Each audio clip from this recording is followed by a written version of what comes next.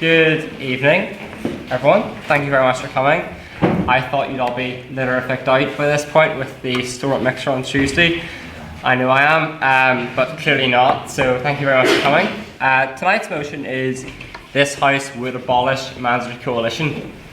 And again, for 2 weeks in a row, pretty well-timed motion, given that it looks as if the DUP is now going to halt the formation of an executive, and there will be an assembly election called at 1 minute past midnight tomorrow night. So if you're at the pub particularly late, you might actually get to celebrate or cry, whichever perspective you're coming from, about the new election. So for those of you that are new, I'm going to introduce the rules again, even though we're 6 weeks in at this point. Probably everyone knows what the rules are. So each speech is 7 minutes long. You're a bit ahead of yourself there, Matthew. Well, I'm listening. Well, we've got to announcements first. Oh, sorry, yes. Council announcements. Do you want? Yeah. Thanks to everybody who came to the Stormont Mixer on Tuesday. Hope you enjoyed it. I certainly did.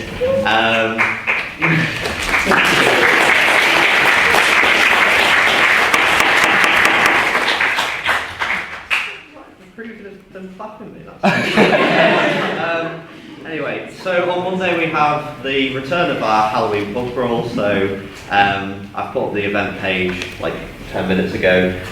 So if you want to go to that, just put that you go in on the event page. So you can give me an idea of how many people we're going to have, which should hopefully help with the logistics of planning it, because it's going to be a nightmare doing that on Halloween. That's pretty much it, I think. Yeah. Thank you. Anyone else from council got any? Do we have a? Yeah. No or yes? One Yeah. team. Okay.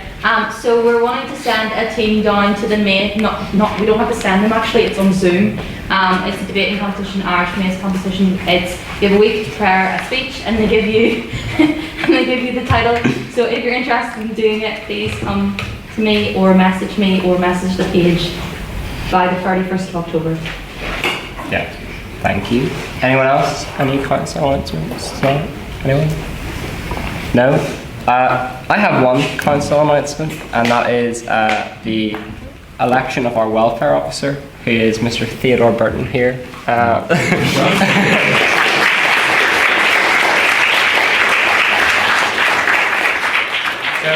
I am proposing Theo. Can someone second that? Yeah, this has to go to the vote of the House. So if you're in favour of appointing Theo as our welfare officer, raise your hand now.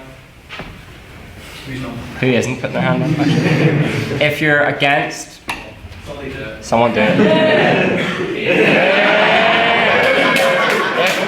And if you're abstaining on the motion, put your hand up. There you go. So that is passed. So Theo is our welfare officer for the year. So thank you very much for running.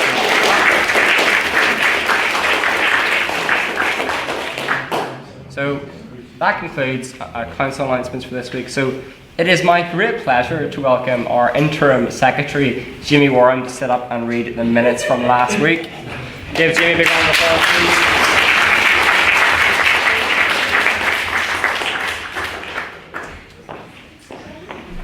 All right.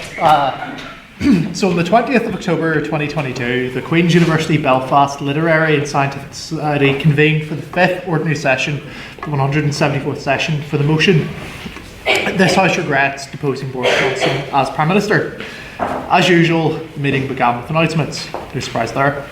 Ranhoy HLM announced the guest speakers for the Stormont Mixer and also encouraged members to attend the Halloween pub crawl on Monday the 31st of October. After a reading of the minutes, the meeting then moved to private members' business. Dermot Hamble expressed sentiments of pity for now former Prime Minister Liz Truss, as she had hardly any time to pack her belongings. Megan Hewitt, on the other hand, proposed that 10 Downing Street should be converted into a Premier Inn due to the short stays of its occupants. Cormac McSparren then presented a rather radical proposal that the DUP and UUP should merge into a single party. Responses were heard by James Orchin HLM, Ciara Swale HLM, Dermot Hamble, Megan Hewitt, Jody Morrow HLM, and Luke Maguire. President's questions then took place. President Emeritus Daniel McCormick asked, as a fellow young, handsome man at the helm of society, what is with the formalities in the gown? He then told the President to give him his gown back. The President responded that he should come and try and take it off him. James Orchin HLM then asked the President what it was like to have more job security than the Prime Minister of the United Kingdom. After President's questions, the vote of prior opinion was held.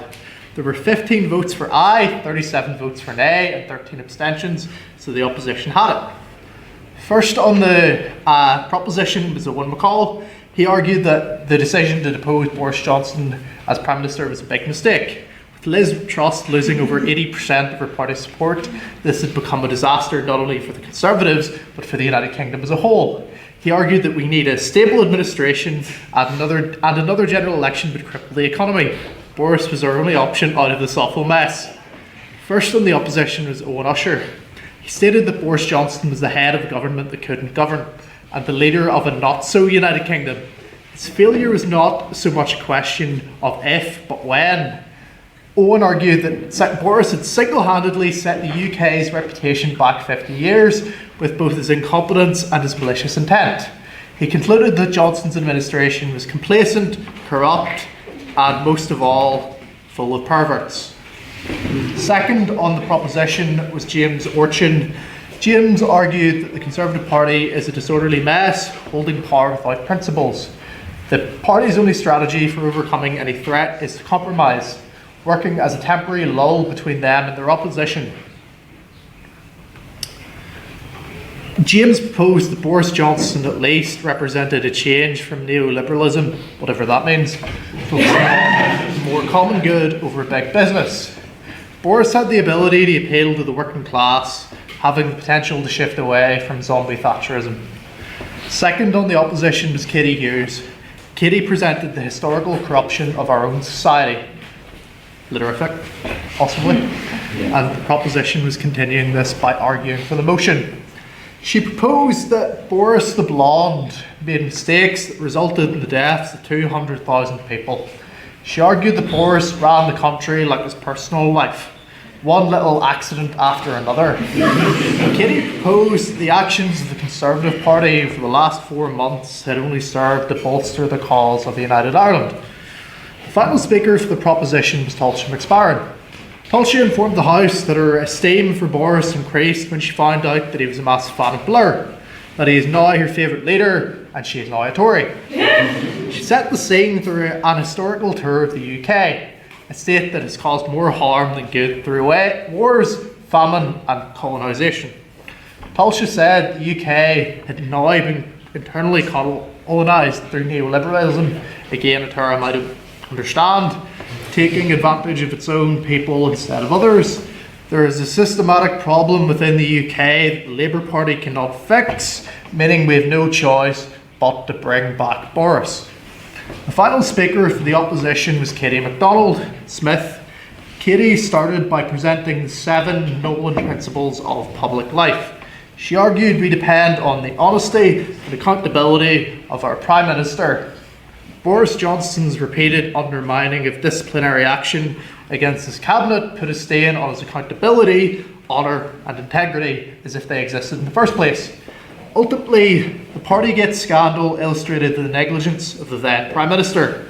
However, Boris used hubristic charm to get away with his bad behaviour. He was a naughty boy. Questions were heard from Gary Soe, Theo Burton, Luke Maguire, Dermot Hamill, Ciara Swale and Megan Hewitt. Following the debate and questions from the House, the vote and speaker ability took place. There were 17 votes for the proposition, 44 votes for the opposition and arbitrarily 8 abstentions. So the opposition had it. May I take minutes as read? Aye.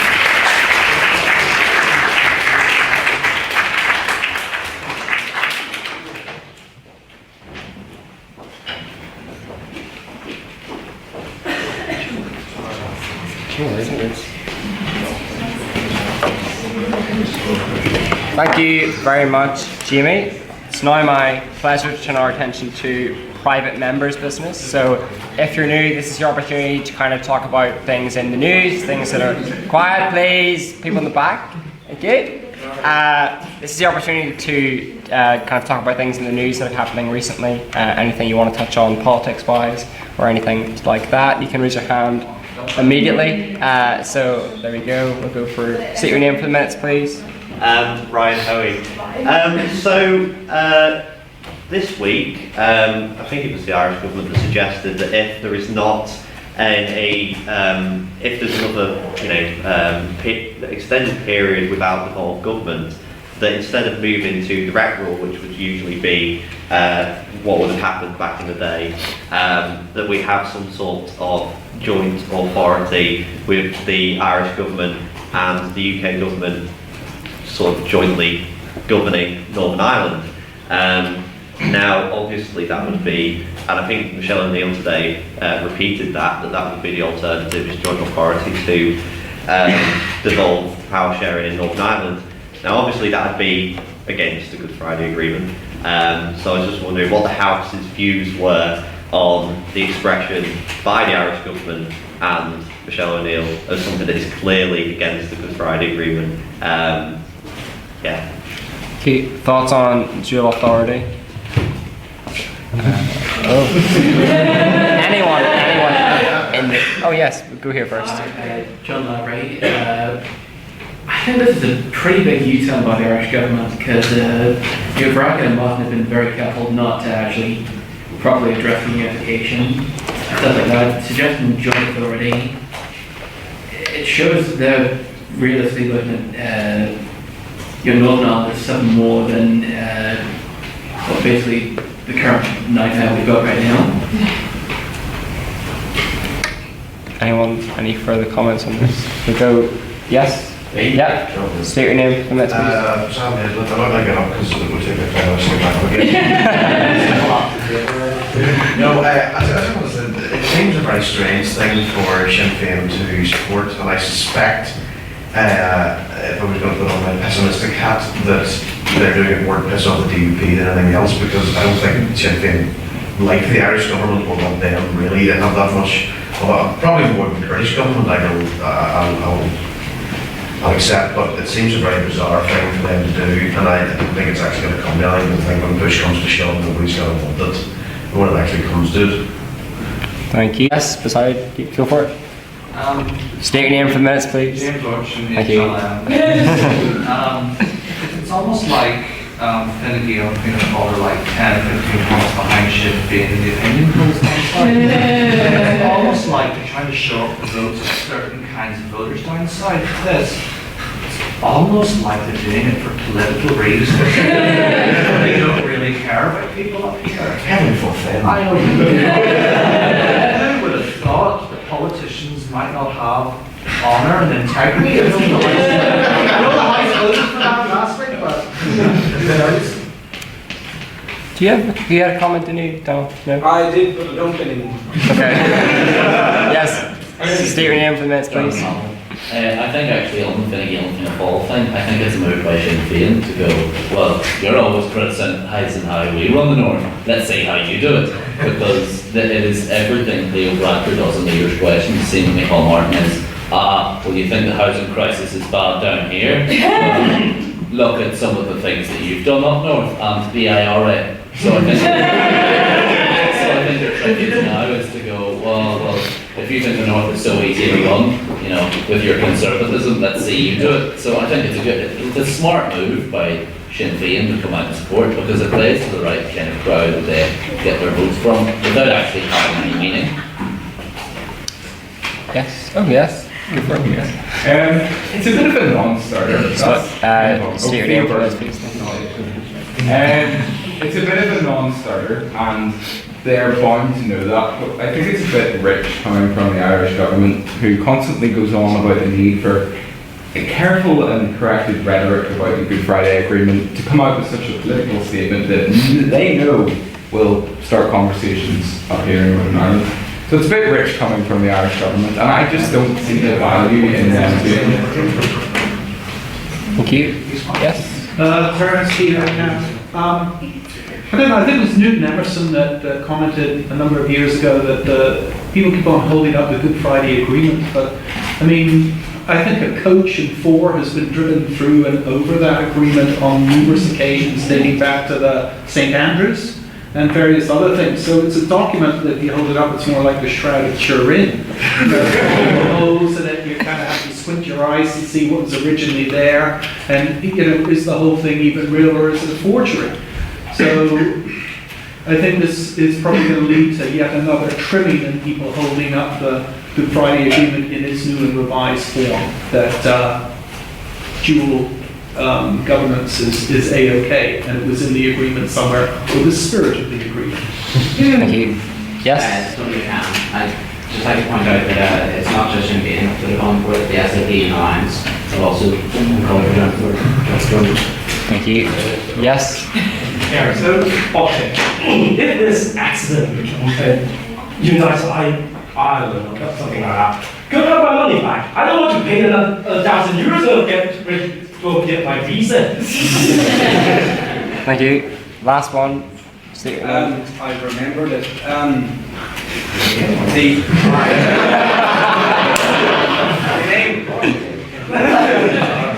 Daniel McCormick.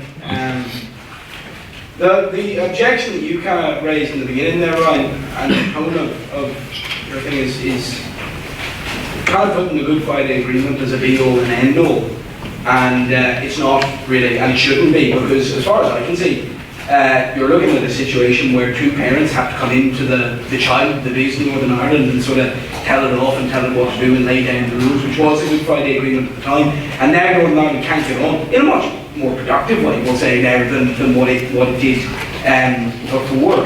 But somebody kind of needs to come in and do something, and at this point I think it would be a hell of a lot better for a joint thing than for just the record from England. Can I respond to that? No. Yes, last I point. think it's a bit rich for a man from Donegal and tell us in Northern Ireland what we should be doing. I think it shows a neo-colonialist attitude.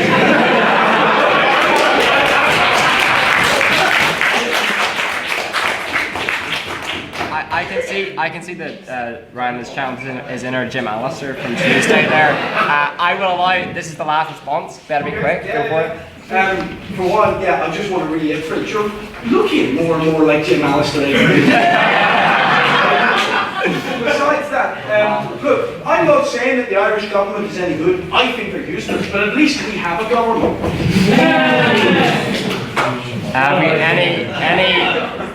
Quiet please, any further points that isn't related to joint authority? Yes? Do you have joint authority? Not on joint authority?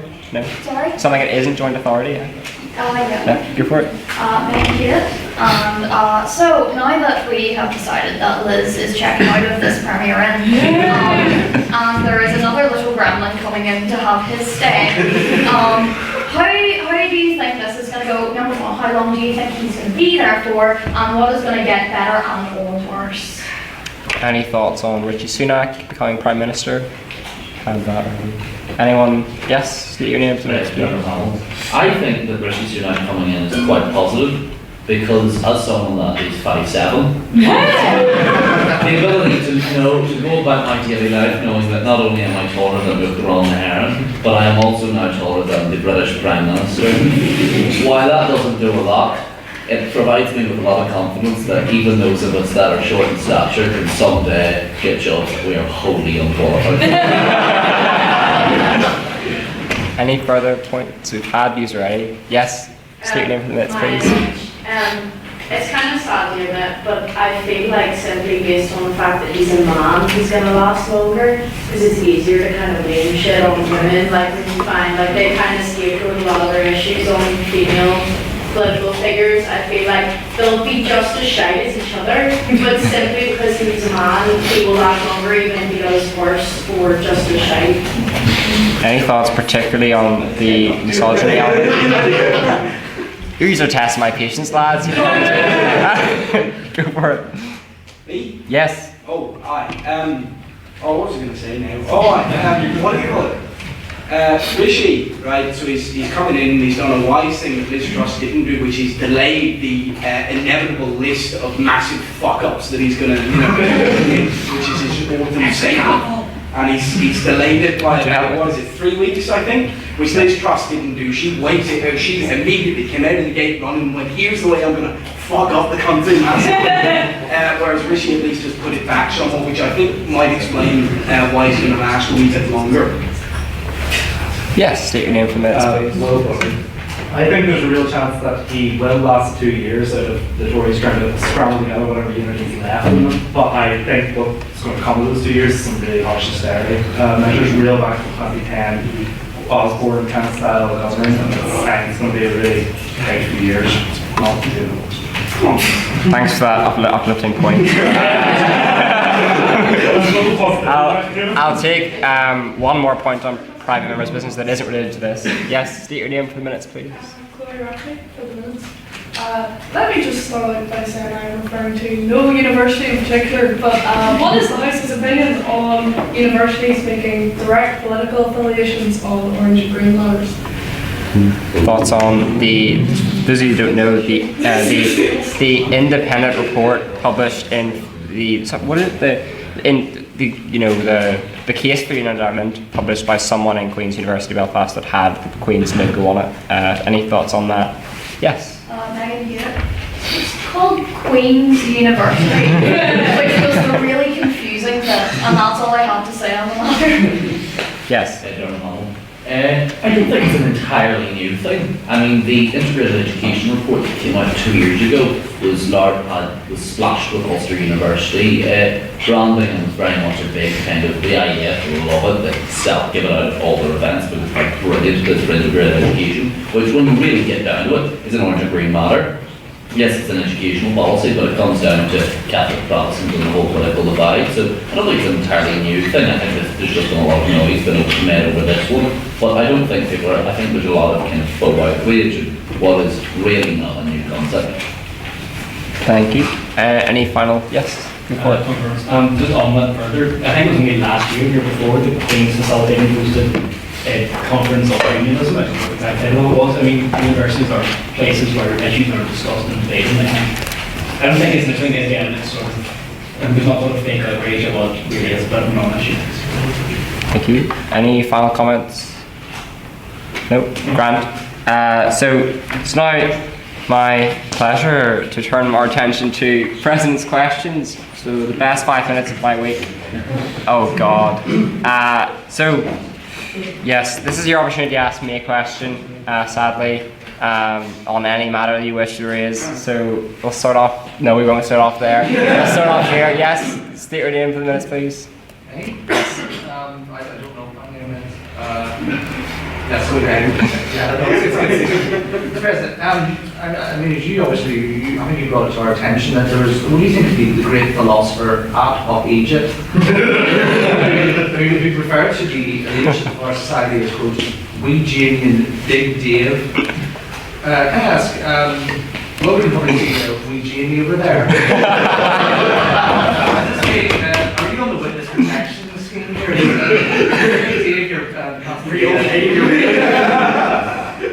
I am, of course, Big Dave, since we have wee Jimmy here, as you said.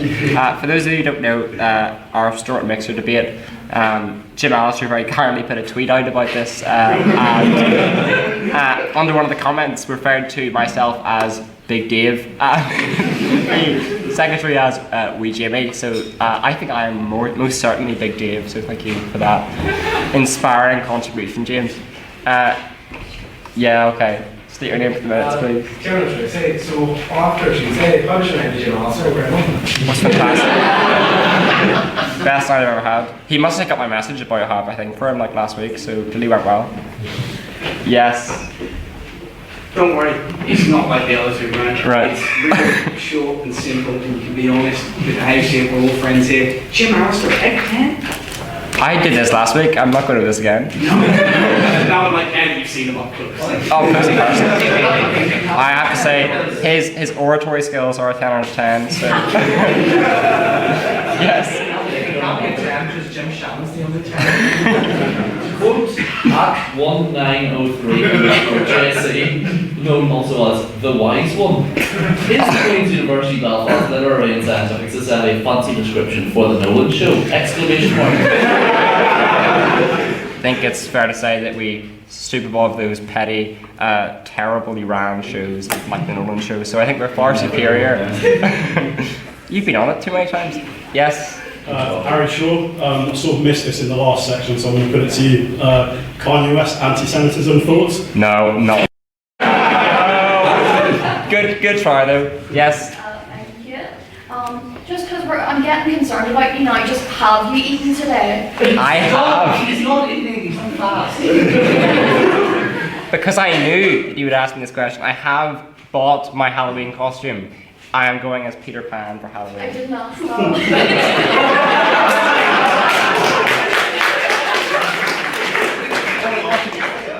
Have you eaten today? Oh no. I'll take one more and that's it. Yes. Hello. To quote the Greek philosopher, unknown pleasures on Twitter, Jim Alister's debate, was it a mass debate? I hear big into mass debating.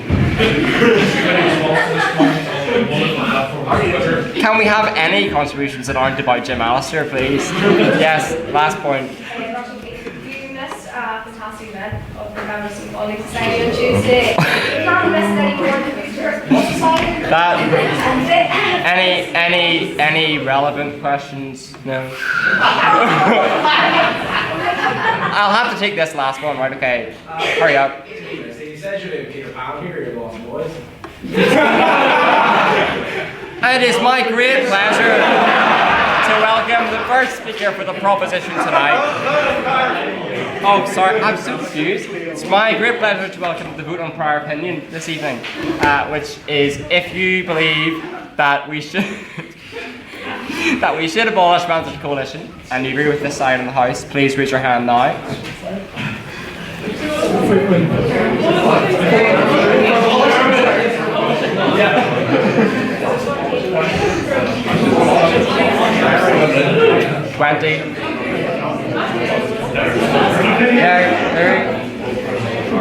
If you, quiet please, if you think that we should not, wait, we should not, it's a weirdly, if you think this side of the House is correct, put your hand up now.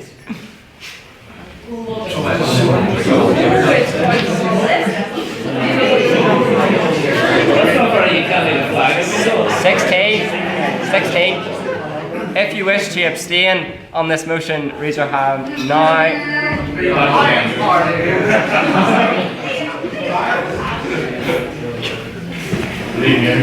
15.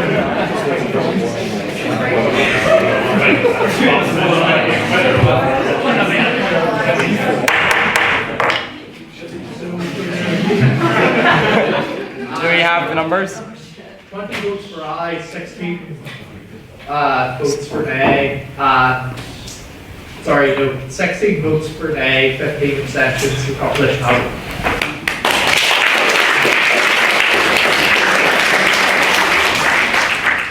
Thank you. So it is now my great pleasure to welcome the first speaker for the proposition tonight, Theodore Burton.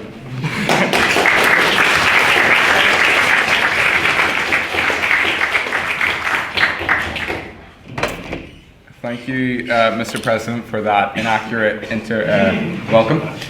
So thank you and good evening, members of this House.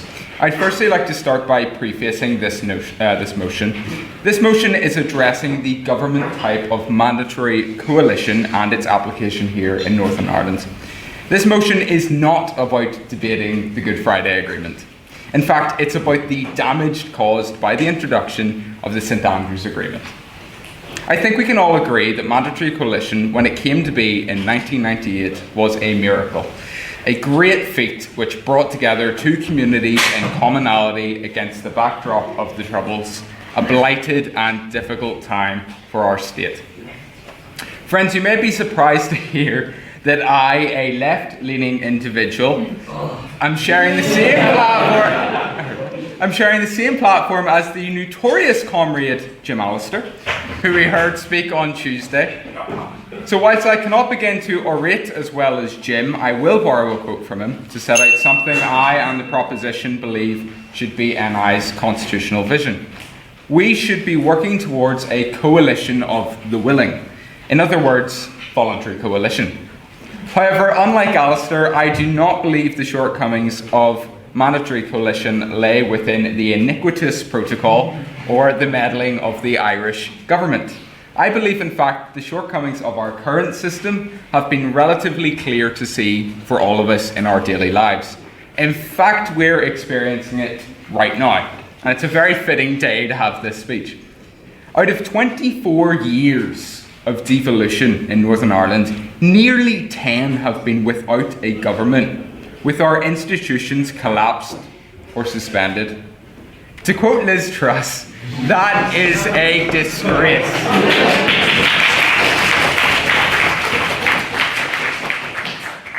A form of government with a near 50% success rate, a coin toss, is no form of government that can or should be permanently sustained. The root of this abandonment is the St Andrews Agreement. Pre-2006, the largest designation could be First Minister, with the Deputy First Minister from the second largest designation. Fairly straightforward. It is because of the St Andrews Agreement that the largest party of the largest designation must be First Minister. And now this excludes others, such as the Alliance Party, and allows only for one party to hold us all hostage, as we have seen with the DUP and Sinn Féin respectively holding our executive to ransom. This is incredibly divisive. A sectarian headcount and a carve-up of power, as put by Mike, I forgot his second name, apologies. A carve-up of power between the big two. Communities are pigeonholed into voting for the nominally largest party of their designation in order to keep them's out of the top job. This has only fed into the toxicity of our politics, which, as we all know, has only continued to get worse. On that point, Yep. please clarify what system you're actually proposing for. Are you proposing that people vote in people? Because if that's the case, 50-50 split, government doesn't work and the sectarian politics continues. I'm speaking mainly on why mandatory coalition isn't a good idea. I will get on to voluntary. I will get on to voluntary coalition, and as will the other speakers. Does it not pain you to know that for every conceivable future NI election, the outcome will be relatively the same every single time? Our politics is so entrenched that the hegemony we have now is likely to continue for election cycles to come. In fact, as mentioned today by many in Stormont, the election likely to be called tonight by the Secretary of State will only seek to benefit the big two whilst changing absolutely nothing. Either of them can pick a policy or action that they dislike, such as Sinn Féin with RHI, although maybe we should bring that back for the cost of hating and all that, or the Irish Language Act, or the DUP with the protocol, and hold up the entire country's governance for as long as they want. No carrot, no stick. This system is not fit for purpose. And this is blaringly obvious as we go through one of the hardest times on memory for living conditions. The fact that we can have a cost of living crisis, an energy crisis, and a mental health crisis all at the same time, whilst our duly elected politicians, the people we elect to govern for us, refuse to. Not can't, won't. All because of one group of maybe around 20 to 30 MLAs refuse to do so. That's less than a third. We can have and do have a group, in this case of nearly 60 MLAs, willing to come back to work tomorrow and deliver support for the most vulnerable in society. But mandatory coalition only allows one party to simply veto it all. Our politics can never move away from the unionist, nationalist hegemony if the way in which we decide who is in charge is based solely on their unionist or nationalist credentials. If we want a more modern, a more representative society that is keenly focused on bread and butter issues, then we must reach beyond the current state of politics. Parties may even wish to move away from their designation labels, but how can they do that when our system of government forces them to have them or lose out on governing altogether? It is no wonder that we require frequent British government interventions to address issues that are delayed and trivialised by our system. Equal rights, abortion, and even today, language rights, not passed by MLAs in our seat of power at Stormont, but by British MPs in London. Whilst the introduction of these changes might be rightly viewed as victory by many, surely we must hang our heads in shame that someone else has to do it for us. How much longer must we endure this cycle of instability, inaction, and infighting? It doesn't have to be this way. There is an alternative. A coalition of the willing can detoxify our politics and bring parties who want to work together. My friends, I urge you to support this motion.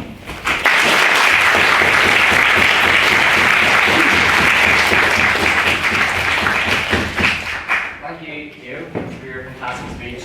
It is Theo's maiden speech. We have a huge round of applause.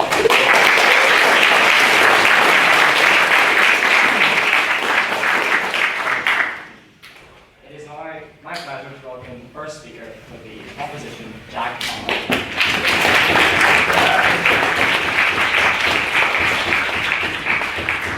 Dave, I want to begin this speech by extending a sincere shout out to our absent internal convener who prompted me to speak with short notice, pulling me away from my busy schedule of beer and country music. My speech's official joke has now finished and I am now going to begin. It pains me to see that as opposed to making any attempt to work together with the new nationalist majority, those who support the abolition of mandatory coalition are more prepared to throw all of their toys out of the pram and demand renegotiation of the central tenets of the Good Friday Agreement to suit their will as they see fit. This is a system that was built on the philosophy and guarantee of power sharing in order to protect and ensure representation of all sections of the region's communities, so that we will never again see one group govern over the other, as seen historically under the unionist regimes of old. Now, some may say that the issue of mandatory coalition is discriminatory to the parties in the Assembly who designate neither as nationalist or unionist, but rather as other. May I remind those of those persuasion that they are equally entitled to hold the positions of First Minister and Deputy First Minister in the Executive. Democracy in this region, by the will of the people, allowed for this. The issue rests in simply winning those votes, so good luck. Yes, this system was voted for, 71.1% in favour of it, as a matter of fact. The cries of those against mandatory coalition often cite an apparent lack of due democratic course. On that point? No. But what then does this make this coalition? The appeal for voluntary coalition represents a majority in Stormont, but a minority in the real north of Ireland, which these politicians are obligated to represent. What is the alternative? Voluntary coalition, as it is presented by the esteemed Jim Allister, provides absolutely zero workable alternative to the system as we understand it. Voluntary coalition is only the idea of a coalition. It would never be even entertained if a unionist majority were to return. We've seen how it operates in the system of our lovely neighbours to the east, and we have seen but one coalition in the past 40 years, only being done so out of desperate political instability in order to maintain a sitting government. It's almost as if that's why we have it here. But you may ask then, why is our government not sitting? Nay, has not been sitting for a third of its lifespan. The title of mandatory coalition is somewhat misleading. This coalition is not mandatory, as seen by the clear refusal of the DUP to engage with it. It is in fact only mandatory to offer every party with significant assembly representation a place in the coalition. If unionists wish not to avail of this, how can this be seen to be the sole fault of the institution? I, for one, would love to see a fair and sitting government, but this can only be achieved by cooperation from both parties.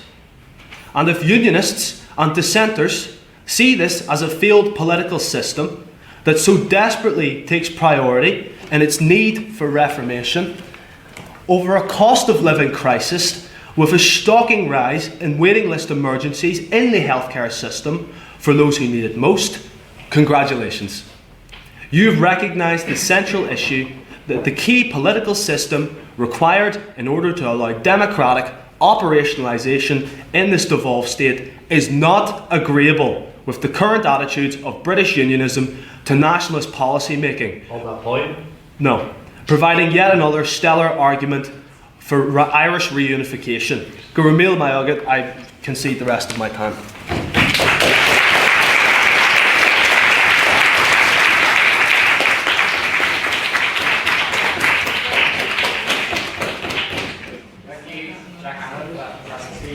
Now, my attention turns to the second speaker for the proposition, Will Pollen.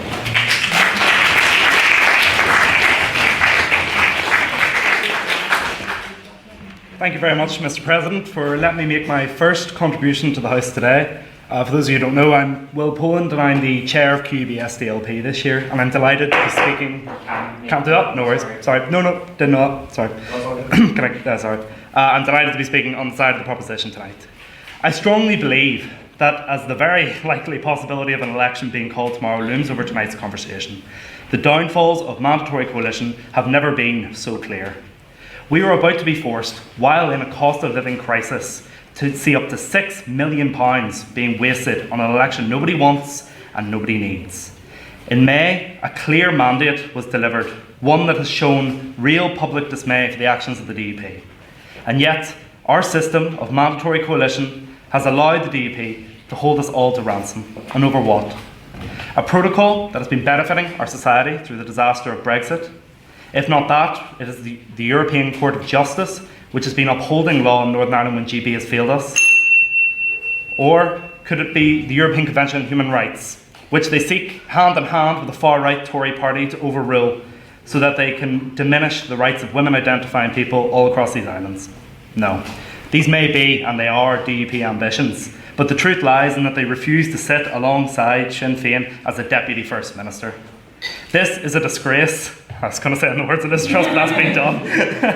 The role of First Minister and Deputy First Minister are same in their power, and they know it because they made it explicitly clear when the SDLP had motioned a change of the name to Joint First Ministers to try and represent this. However, I digress. Why are we subject to this ransom? This has been touched on tonight already, so I won't go on too much. The Good Friday Agreement does lay out the necessary argument for implementation of mandatory coalition at the time. It was a model handmade for post-conflict society, such as Northern Ireland in 1998. On that point, Go ahead. do you feel as though the DUP and the people who are supporting their sort of ransom or holding the government to ransom at the moment, do you feel as though they would be ready and feel ready to move forwards and abolish mandatory coalition as opposed to moving backwards? I would hope that they would be willing to abolish it in the case of trying to do what I'll go on to talk about, which is actually helping people in what we are seeing a great crisis right now. Mandatory coalition, as I said, was handmade for post-conflict societies in 1998. However, if you were to tell any of the architects of the Good Friday Agreement in 1998 that mandatory coalition would still be with us today, in 2022, they wouldn't believe you. It was meant as a temporary solution. On that point? No. To be eventually replaced with, I would hope for, personally, a voluntary style. We are stuck today where we are with Har's mandatory coalition because of the stitch-up that was done in the St Andrews Agreement by the big parties at the time, who remain the big parties today, Sinn Féin and the DUP. They have made sure the mandatory coalition has been preserved and moved further to a position where the power will always be held in their hands. No. And this has brought great hardship to the North. As a result of mandatory coalition, over the nearly 25 years since the Good Friday Agreement, our institutions have been collapsed an overwhelming amount of times, leaving people of the North behind in times of great hardship, such as we see today with the cost of energy and cost of living crisis, and such as prior with the pandemic, where we didn't have enough time to prepare. On that note as well, our healthcare service is a prime example of where we suffered. For years, there has been multi-party consensus that our inefficient, trust-based health and social care system is not good enough, and this was exposed by the pandemic, and it needs serious and grassroots reform. This could not be done prior to a pandemic, because new decade, new approach was done so close to the outbreak that no one could have predicted that nothing could be done in time. And this did lead to deaths, and it led to great hurt in the public pocket. In my own community, I hear stories of people who live in the South Eastern Trust dying due to a lack of ambulance availability in the Trust, despite the Southern Trust access zone being 20 minutes down the road with ambulance availability. Yes, go ahead. You said how it wasn't possible to reform our health service and how we go about actually kind of delivering trust-based services and that kind of thing, and how that wasn't possible before the pandemic.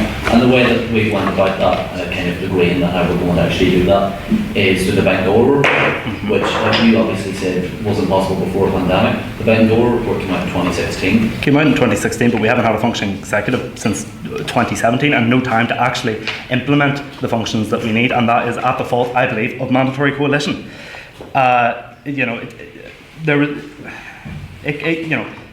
reason with the ambulance I speak about in my local community could not be done because the bureaucracy was too hard to manage and people have died. That is the cause. It is unacceptable and a direct cause of lack of efficient government at the hands of mandatory coalition.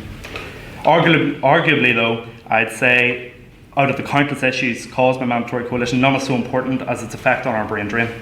Without a functioning executive and government, the opportunities in Northern Ireland have dwindled and pushed away many young minds with ambition for change and success from our island.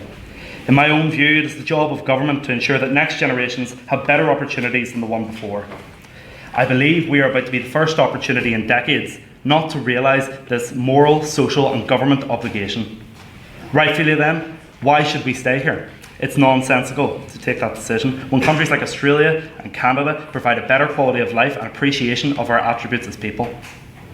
However, I believe if we were able to scrap mandatory coalition and see a government that isn't just self-destructive and see a government that wants to work together, we would be able to have the opportunity for young people to get jobs in vocational areas of study, the chance for young people to own their own homes, the opportunity for young people to express their talents and make a difference in society. This is not possible through the current form of government with mandatory coalition. All it offers is infighting and inefficiency. At the core of this debate, I believe, is our ability to embrace democracy. In the words of the DUP leader, Jeffrey Donaldson, it is wrong that in a democracy that one party representing maybe 20 to 25% of the people is able to veto the establishment of a government. That is not democracy. And if I could leave you with one more thing. In his book, 2 Cheers for Democracy, Ian Foster said, the first cheer was because democracy permitted variety.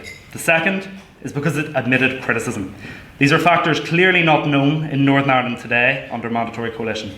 And therefore I urge you to support the proposition today to create a fairer society and future for Northern Ireland.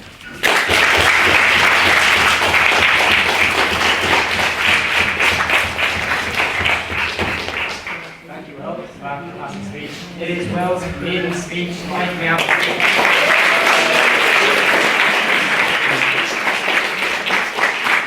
It is my pleasure to welcome someone who is not become part of the furniture. Dermot Hamill, you have the floor.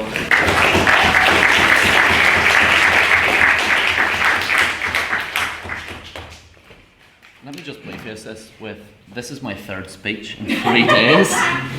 I'm really sick of speaking these. As much as I love you, I really need you to stop letting me debate.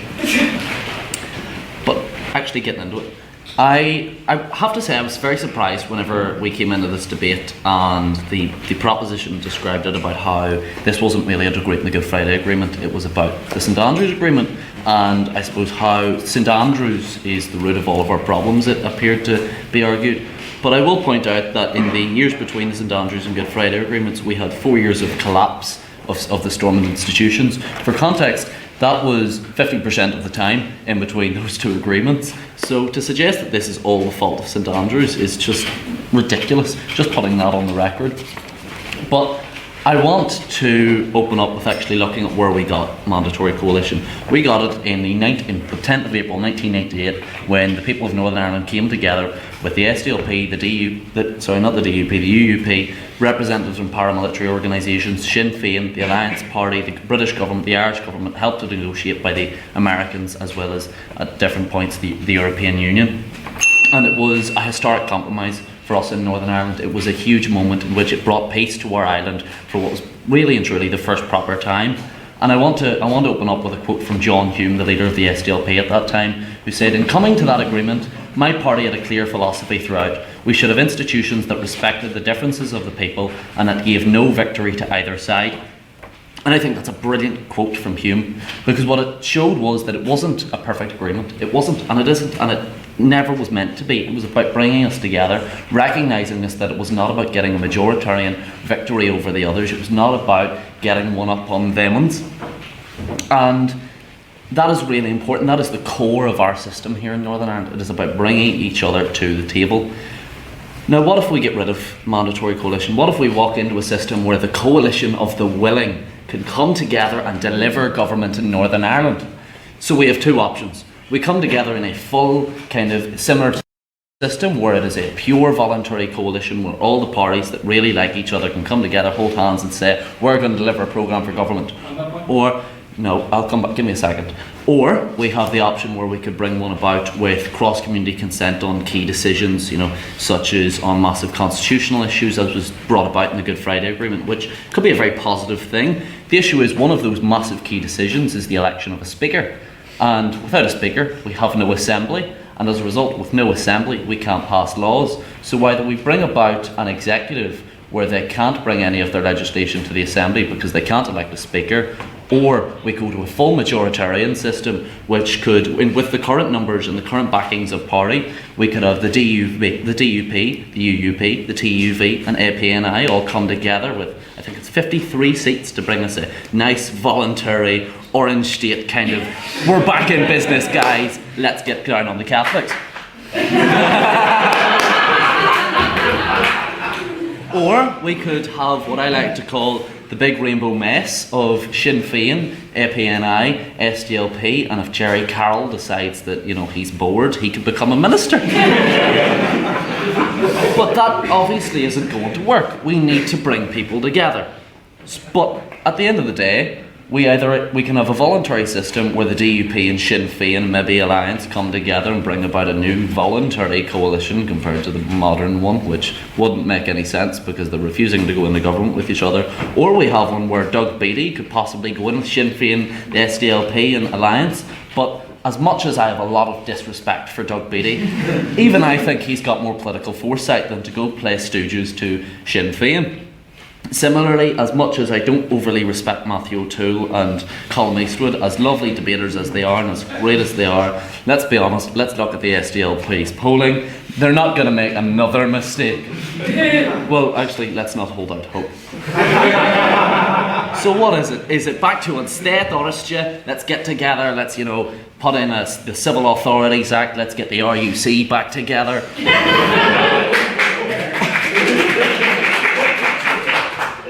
Or we could go for a quasi-Republican green mess where we can have Jerry Kelly as our new chief commissioner. We could maybe even have Jerry Adams as justice minister. Now I can neither confirm nor deny that I was never a member of the policing board. And there was a lot of talk tonight about the dangers of the big two parties, the big two that dominated. Now, let's remember that it was before St Andrews that they came in. It was 2003 where the Shinners really asserted themselves, the same with the DUP. But voluntary systems don't always eliminate two-party domination. We can look down south with the 2.5 system, with Fine Gael and Fianna Fáil, who've been in power since really Cumann and Yale, which then went on to be Fine Gael, so really forever. We can look at 1 second, I'll finish this. Then we can look to the UK where we have the Tories and Labour, and then it was before that it was the Tories and the Liberals, and before that it was the King. And then we can look at the US where it was the Republicans and the Democrats. Before that it was the Democratic Republicans and the Federalists, which I only know because of Hamilton. So it's not like it gets rid of two-party domination. Now I welcome if your POI. This was the first point. Sorry, can you speak up? The coalition in the south, I think you referred to the beginning as a coalition of best friends coming together. Now, Fianna Fáil, they're famously not best friends, nor have they come together in some sort of, great breakthrough of civil war politics. This is out of more necessity than anything. I mean, the issue with the south. What's your problem with the coalition system that we have in the south, all voluntary? Well, I think the issue with it down there is that there has been a lot of railing tonight against two-party domination, and unless you're going back to Cumann the Public and Cumann and Yale, which were really and truly just early days of Fianna Fáil and Fine Gael, they've had the exact same two-party domination. Yes, we've now got them in together, but that's the only difference. They are now, it's the exact same system, only they don't have to go in together. They've only come in together because they really don't like Sinn Féin and can't have the Shinners in. But at the end of the day, we talk about two-party domination, how awful it is that the DUP and Sinn Féin make all the decisions. What's the difference between that and Fianna Fáil, who are slightly different than Fine Gael? You know, what is the difference between? It's still two-party domination. The difference is one of them is slightly greener than the other and likes big farms, and the other likes data centres. There's no real difference. So my friends, in the name of protecting our peace and protecting the stability we have here on occasion in Northern Ireland, I ask you to remember that there are two traditions in Northern Ireland, two main religious denominations, but there is only one true moral denomination, and it wants peace, and that's a quote from David Trimble.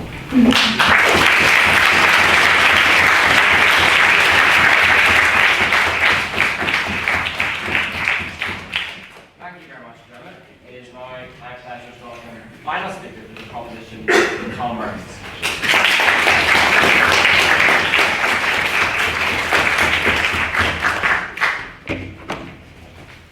Mr. President, members of the opposition, members of the House. This is a motion which has been incredibly close to my heart, something for which I have been a passionate advocate ever since I was drafted into this debate at about 2 o'clock this afternoon. During my extensive time researching and ruminating on this motion, I imagine myself working for the Northern Ireland Tourist Board, being tasked with creating an ad selling Northern Ireland as a holiday hotspot to the people of the world. I was thinking I might draft it in the style of the famous Choose monologue from Trainspotting, listing everything that we're famous for and everything that we're good at. It'd go something like this. I'm not going to do the accent, by the way. Choose Northern Ireland. Choose the Giant's Causeway. Choose Derry Girls. Choose Titanic. Now don't worry, you're significantly less trust than the people who chose it in 1912. Choose Game of Thrones. Choose the crack. Choose dark humour. Choose parades and flags. Choose bitterness, choose bigotry, choose spite, choose alcoholism, choose dysfunction. And at its heart, Northern Ireland is dysfunctional. It's what we do. Less than a quarter of a century on from the 30-year conflict we euphemistically decided to call Troubles. We are still, in many ways, stuck in the past. Despite the hopes of many here, I hope, green and orange politics is still at the core of what we do. The mass exodus of nationalists across the border on the 12th of July, this hallowed cold house for unionists, footpaths in Sandy Row inexplicably dawned on the French tricolour, Jersey nights in the Hatfield. There's no escaping our past, not yet. But we, the starry-eyed, optimistic, post-conflict peace babies, have made leaps and bounds away from the politics of the past. For anyone whose parents also tend to Queens, our experiences are poles apart. Now, it's no longer uncommon for Catholics and Protestants, nationalists and unionists to live together, to go out together, even to get together.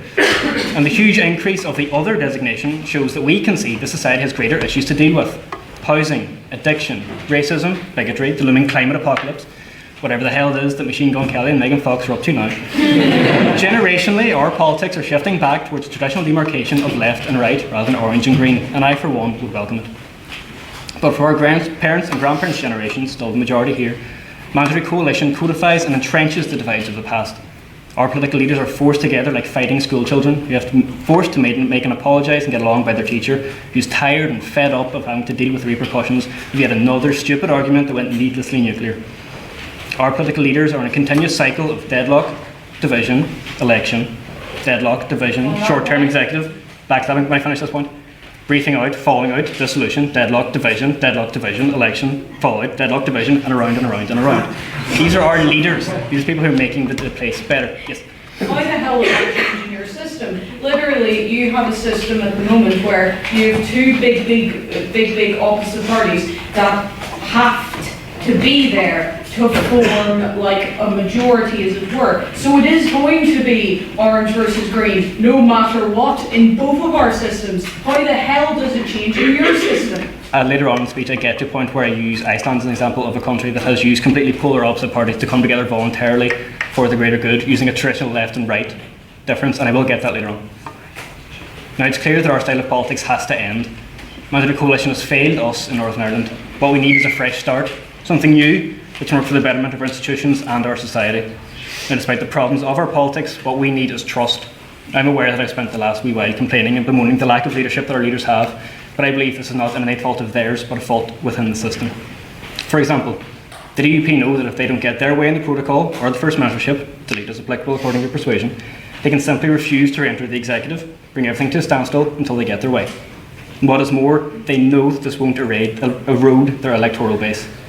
The divisions which we were supposed to leave behind in 1998 continued on in the form of mandatory coalition and were legitimised and perpetuated in society at large.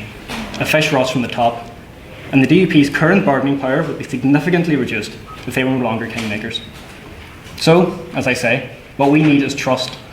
We need to trust that our politicians do want to make a difference in Northern Ireland to make it a better place for us all. We also need to have trust from Westminster.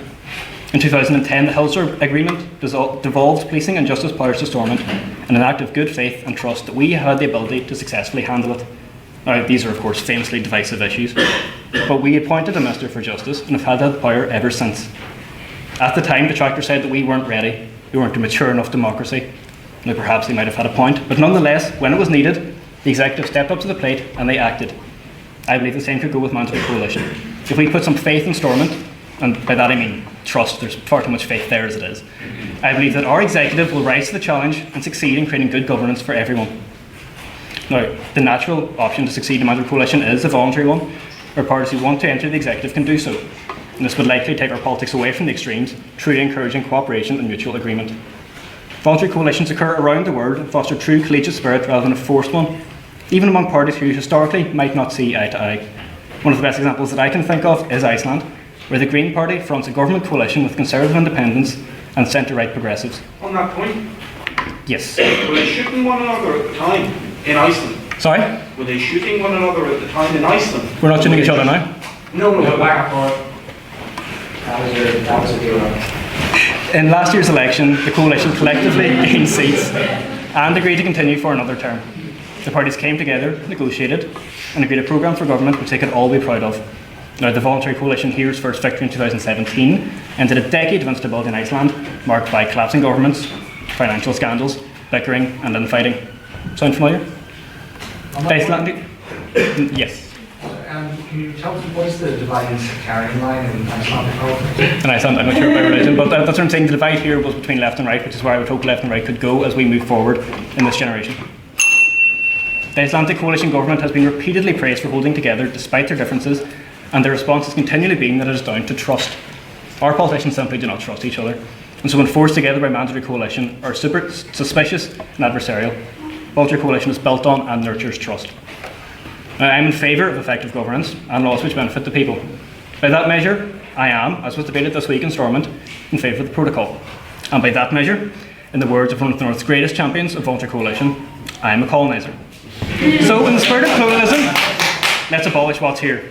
Implement a new political system, build statues, fill museums, and create art about the majesty of a new political order. Maybe let the metaphor of colonialism end there. Mandatory coalition is holding us back. The looming deadline shows us for the election. We've been without government in Stormont for a third of its lifespan. No functioning democracy can go on like this. We need a change. So choose trust, choose colonialism, choose Jim Allister, but choose an end to mandatory coalition. Thank you.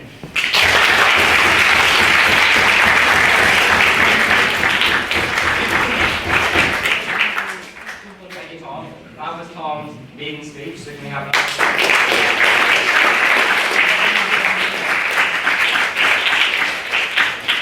my pleasure to welcome the final speaker of the coalition. Here's the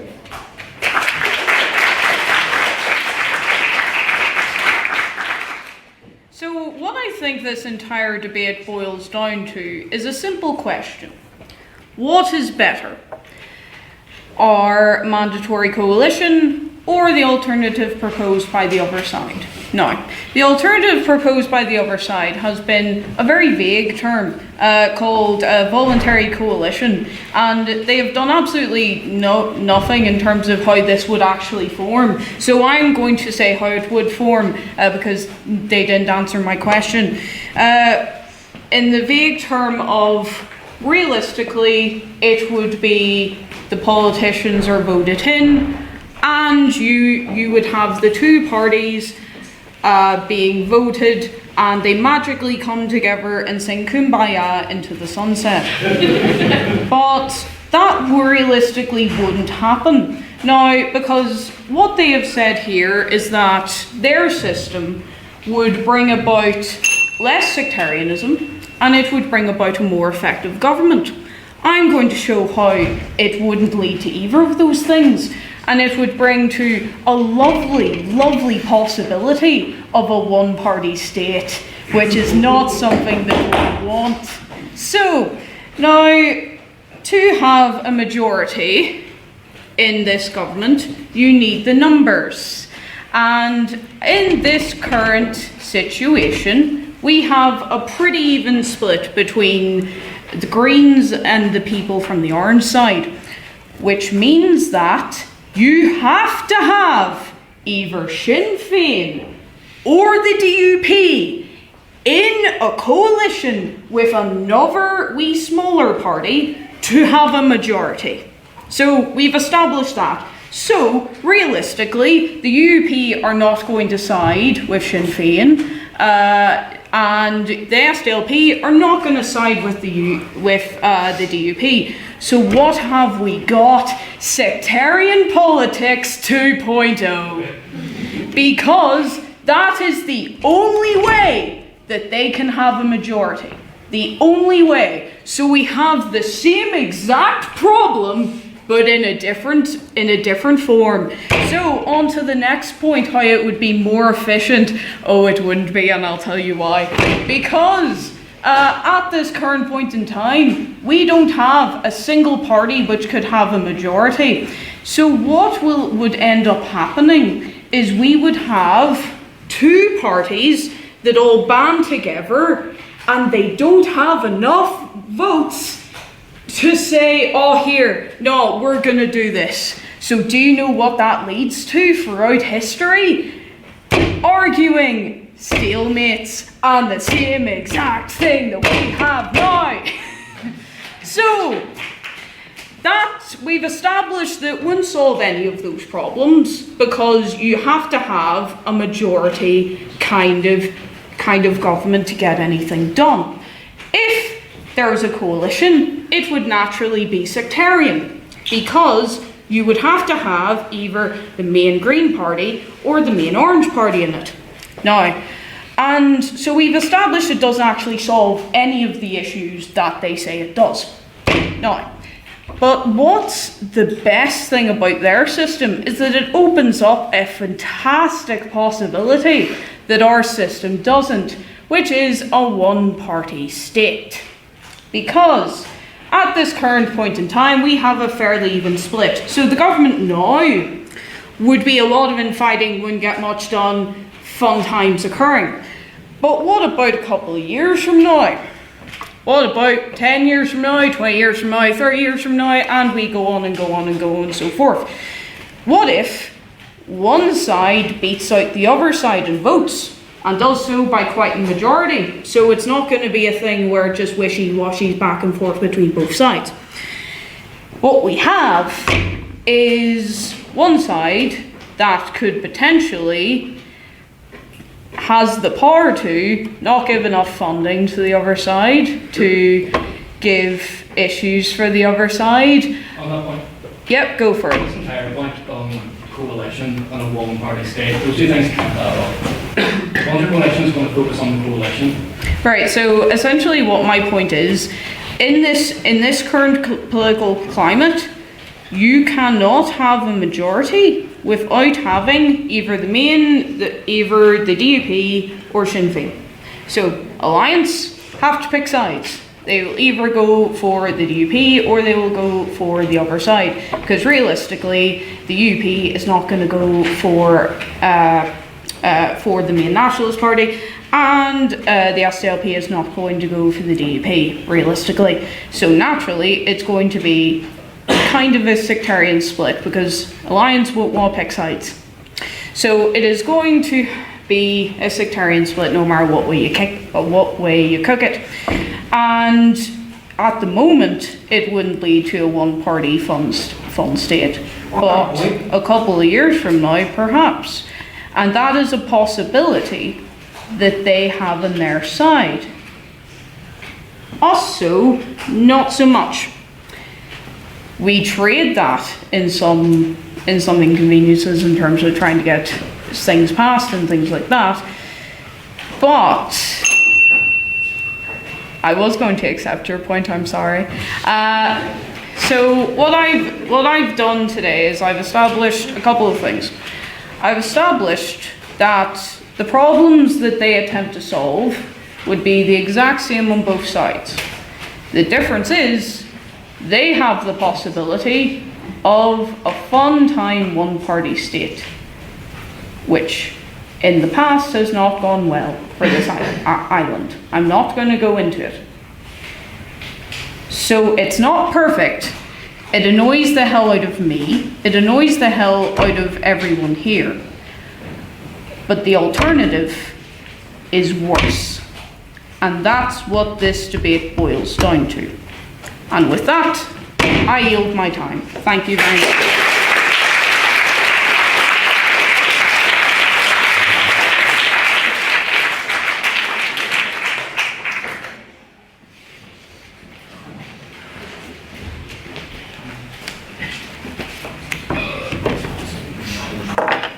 Thank you very much, Ciara, for your fantastic speech. It is now my time to turn to questions from the floor.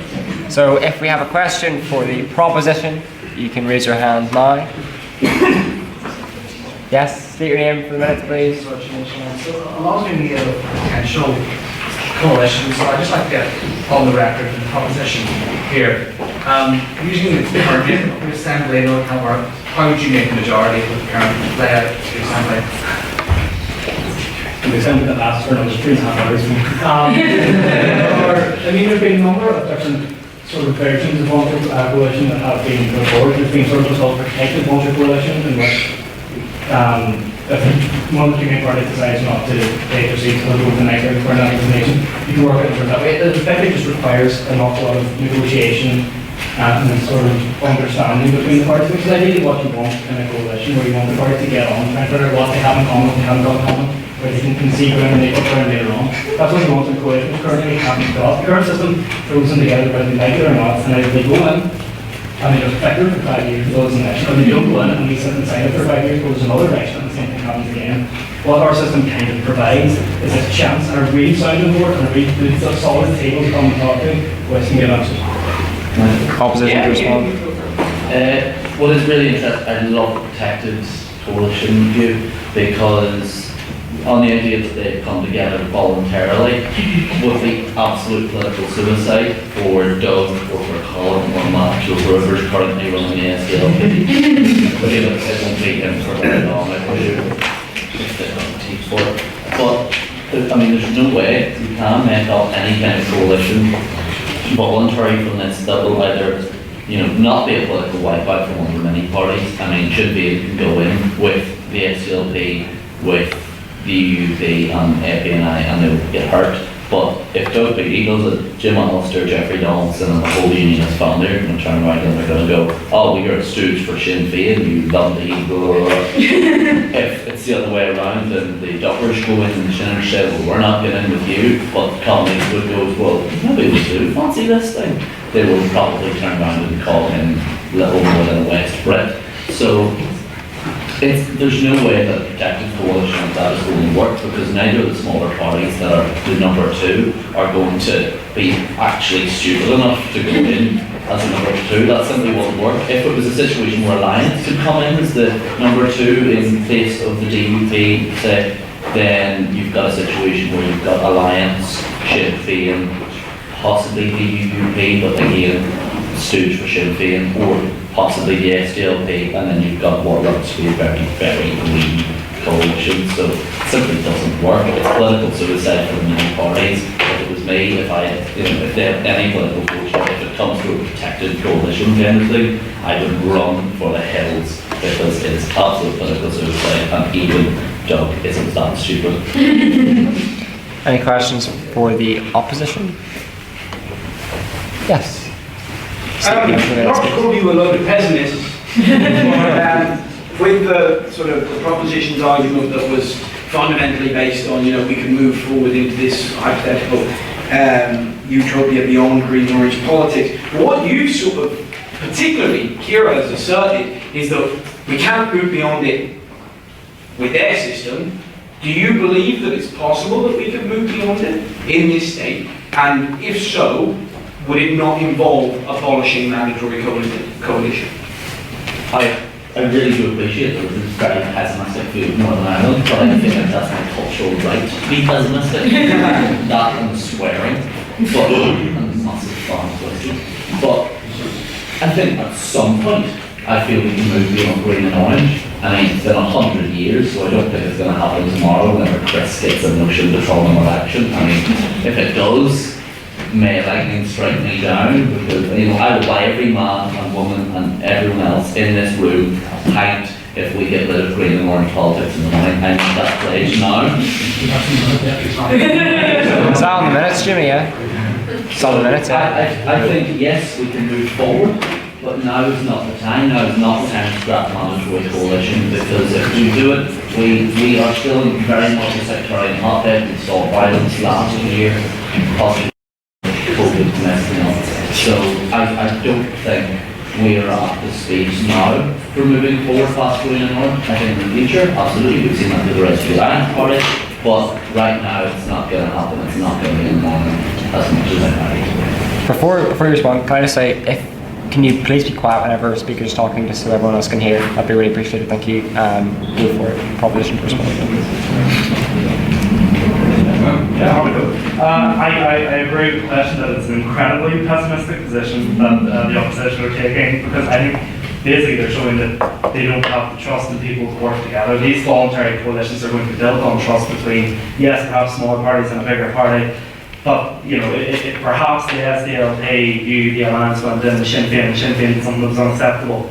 They can remove themselves from that coalition and remove that power from Sinn Féin. That's the natural benefit of coalitions. And I think it's incredibly pessimistic to just think that if a government got in that perhaps did have alliance, the SDLP and Sinn Féin, for example, and looked, as you said, quite green, which I would argue with the alliance there isn't so green, but, and does show a wide base of support of different communities in Northern Ireland.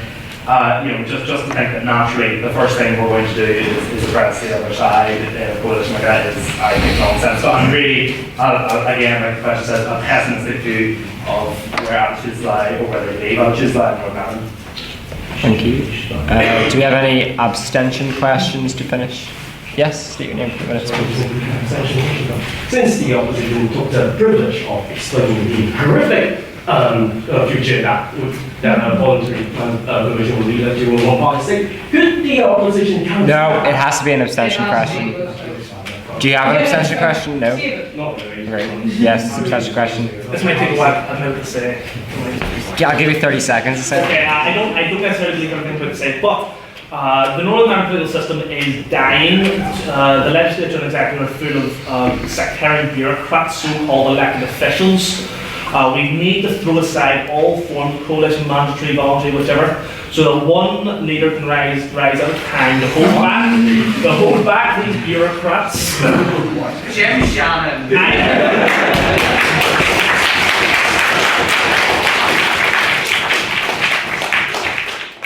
Can I ask, are you only capable of making this one point in every possible? I love democracy. I love all people's lands. And this is why you must have one leader as head of state that is strong, organic. Proposition to respond. Proposition to respond. I don't know how we respond. I find something that unites us across this table. I don't know how to go based off that. You can go with every, yeah. Okay. Go for it. Well, if we're talking about concentrated power here, as Susan kind of mentioned, all the eggs land baskets of the DUP and Sinn Féin right now. Our current system rewards them for entrenching their politics. So as we have continually collapsing executives, as we have continually collapsing executives, when does that end? At what point do we say we're pushing on through coalition? So do we have to wait a few generations, or do we have to suffer for needless more years? Opposition to respond. Kira was going for it. Oh, fantastic. So if we abolish mandatory coalition, every person who votes on sectarian lines will suddenly decide not to for the crack. That's essentially what this is. So essentially, you will have a two-party system. If there's no coalition, then it'll just be one party that doesn't have a majority, so they'll just argue and bicker and nothing will get done. And also, you've argued, like, oh, but the DUP are holding things up. Absolutely they are, but we're forgetting about another party. The DUP keep hemorrhaging voters at this rate. That could soon change. If they keep holding things up, if they keep annoying people and hemorrhaging voters at the rate that they are, that could change. And they could turn to another, political party that looks at the DUP with their, I'm not going to do anything unless it's my way, and go, right, that caused their death. How about we do something different? That's how it changes. Thank you. We'll take one relevant abstention question, and then we'll finish. Yes, yes. State your name for the minutes, please. I haven't been asking. So this is to both sides, it's maybe slightly more careful, but it's do you not agree that it makes more sense to cut the pay of those holding government ransom and treat them the same way every other working person would be treated if they didn't show up to their bloody job, then switch to friggin' voluntary coalition, or to keep pushing it a steel mandatory coalition the way things are? Opposition to respond first. I absolutely 100% agree. The whole point of the mandatory coalition is that, as well, mildly contrary to my speech, although they do not have to engage in that coalition. Yes, they do have to engage in government. It's an incentive, and just seeing as this is an abstention, I will very tentatively agree with the single part of what we heard. In that the time for these types of sectarian politics that are keeping people out of the mandatory coalition are coming to an end. Although instead of one single leader leading everybody, I believe there will be many leaders, and we will be all under a red flag. Proposition to respond. That was a really good abstention question. That definitely didn't make one side, I recall. But I do agree that in the system we're in, we should be cutting their pay to get them back in. But isn't it a sad reality that the system we're in takes to cut pay to get people back in, instead of having parties and people who want to work together go into government together? I think that's a better system. Thank you. It's now my time to turn our attention to the vote on speakerability. Now, as I said at the start of Mixer debate, this is not a motion on your personal thoughts on the topic. In many debates we've had so far this year, the vote on prior opinion has been identical to the vote on speakerability, and I would ask to genuinely vote for which side you think has performed best this evening. So if you think this side has performed best, please raise your hand now.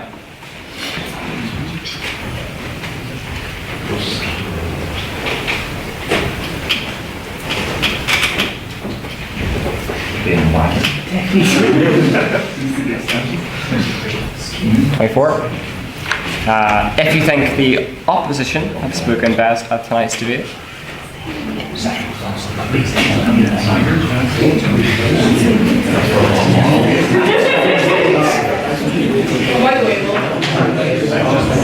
26. That's very close. If you wish to abstain on tonight's motion, you can raise your hand now. You've already voted, you can't do it again. 2. You voted. You not? 3 then. Why do you not vote on your own side? Okay. Quiet please. Do we have the final numbers? So, with 24 votes for the proposition, 26 votes for the opposition, and 3 abstentions, the opposition has it.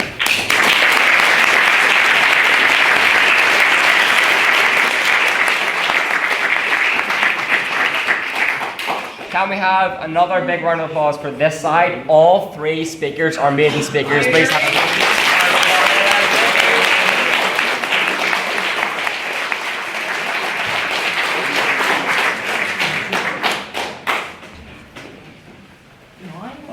I'm about to do it in a second. So, next, sit down, James.